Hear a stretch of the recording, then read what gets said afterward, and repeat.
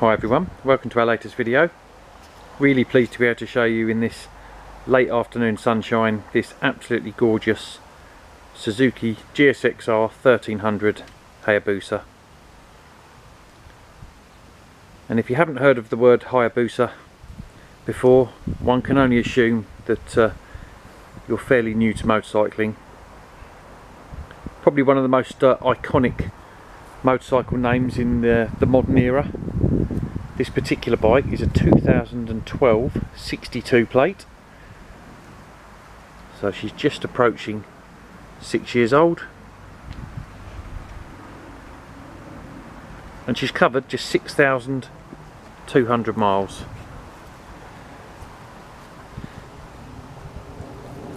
Possibly one of the best colours, I think, but you know, it's a subjective thing of course, but I think one of the best colours you'll ever find a Hayabusa in. This is Candy Simona Red, and it really is a sight to behold, particularly in the sunshine.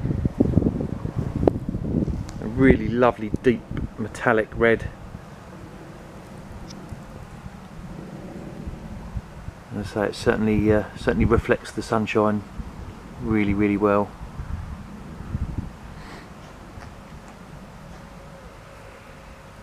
So for those of you that aren't familiar with the Hayabusa, when it was first launched in 1997, I believe, the first generation Hayabusa was certainly the fastest production motorcycle for some time. The original Hayabusas were actually de-restricted. This particular bike is restricted to 186 miles an hour, which was the gentleman's agreement, shall we call it, between the manufacturers when power started to get a little bit crazy. And this actually held the mantle of the fastest production bike until the Kawasaki ZZR 1400 took its crown. But I think it's fair to say that on the road there is little to distinguish between a GSX-R 1300 Hayabusa and a Kawasaki ZZR 1400. They are both obscenely fast.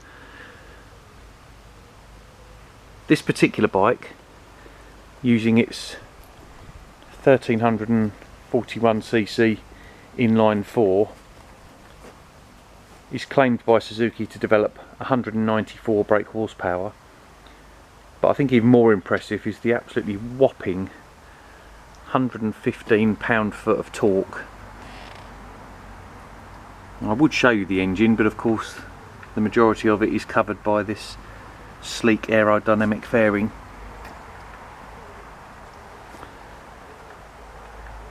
And I think it's quite possibly fair to describe the Hayabusa as Marmite on wheels. Some absolutely love it, and some just can't stomach the looks. I have to say, I've always been a fan of bikes where the function of the bike dictates the aesthetics.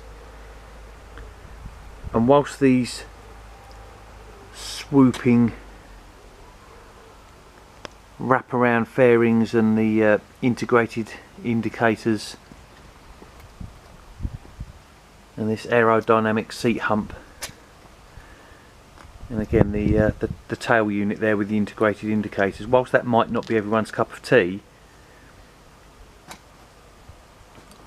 I'm always impressed by the fact that there is no form without function, and Suzuki very much had aerodynamics in mind, and on a bike that's capable of 186 miles an hour, I think that's pretty important. So this generation of the Hayabusa, fortunately, was upgraded with radial mounted Tokiko brake calipers. This is the last of the pre-ABS models, so from 13 onwards they were fitted with ABS as standard. Some people appreciate ABS on a bike of this performance, but there will be others of you out there of course that are more purist about it, and I have to say, with modern rubber and she's recently been fitted with a new set of Michelins. I think modern bikes with modern rubber, particularly on a dry day, you really have to be going some to lock the wheels.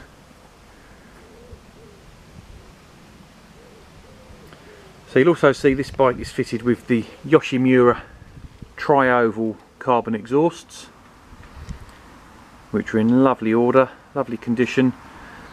It's just a little bit of discoloration, a little bit of marking to the actual Yoshimura badge there, which is not a sticker, that's actually a metal badge, but other than that, the exhausts themselves are absolutely unmarked,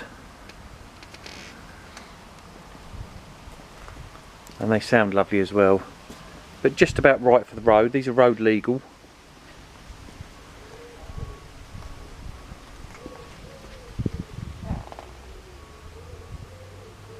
And the same on this side. The exhaust itself is absolutely fine, just a little bit of pitting to the paintwork on the actual Yoshimura badge, but certainly something that you have to look quite closely to see. And as you can see, it's a really nice side view of that tail unit there.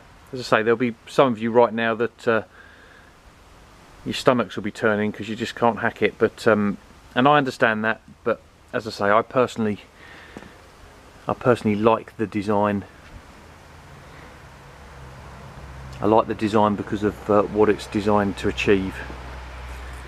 You could liken it to, if you follow MotoGP, this year's Ducati MotoGP bike. A lot of people saying it's ugly, but again, it's been designed with a particular purpose in mind.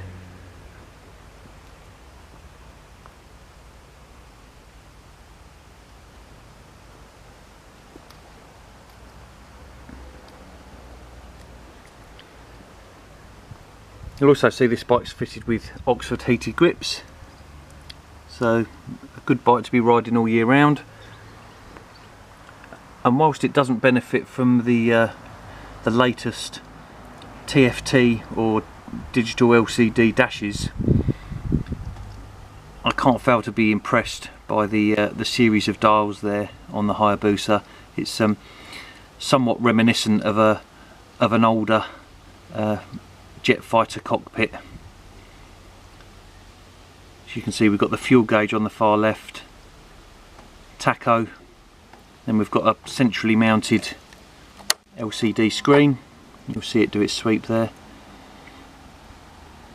and that basically shows us our gear indicator, a number of other bits of important information, and then as you can see the speedo, which goes around to 180, but electronically limited to 186, and the temperature gauge on the right hand side there as well.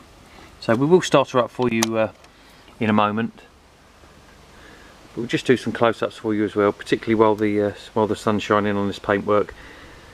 As you'll see, we've got the pillion hump there, the pillion cowl, but as you'll see from the actual photographs, we do have the pillion seat and the grab rail as well. So if you do take a pillion on a regular basis, then that's a 2-minute job to swap that over. And again, just to reiterate, new pair of Michelins. These have probably done a couple of 100 miles, if that. Now this bike's just arrived with us. It was actually sold by another local dealer just a few weeks ago to our very valued existing customer Mick, but I think by Mick's own admission, it's just too much for him. 194 brake horsepower.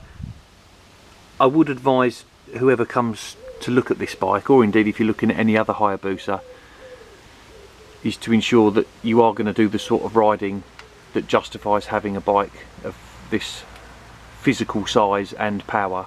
I think if you live in the southeast and all you do is go out for an hour on a Sunday, it is going to be somewhat wasted. But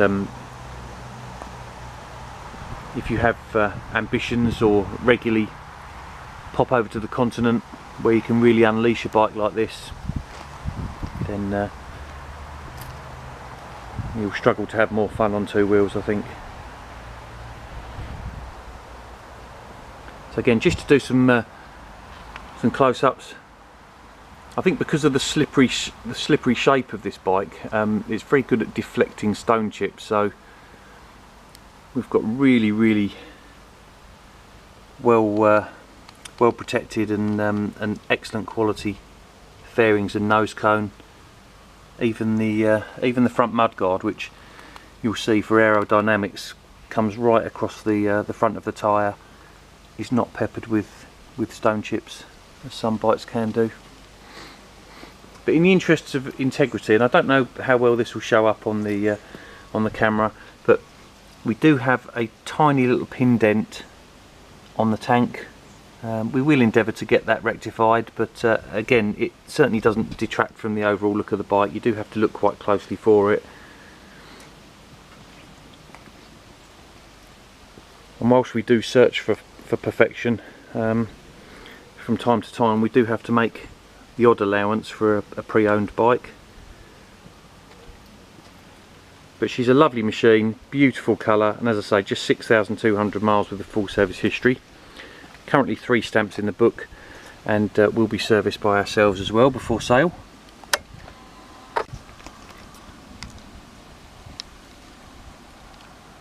Just have to pull the clutch in, so excuse the camera for 1 second.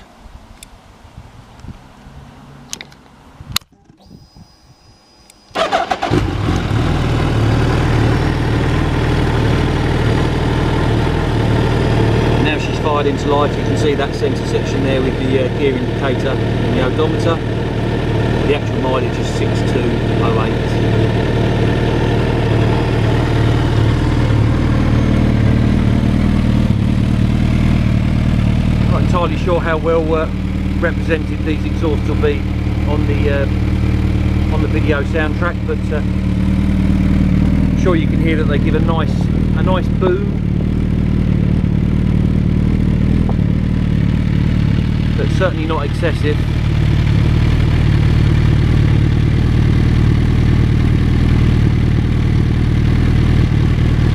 I think as important as it is to make a nice sound, I think most people would agree that ditching the rather large and unsightly standard exhaust silencers is almost mandatory for one of these.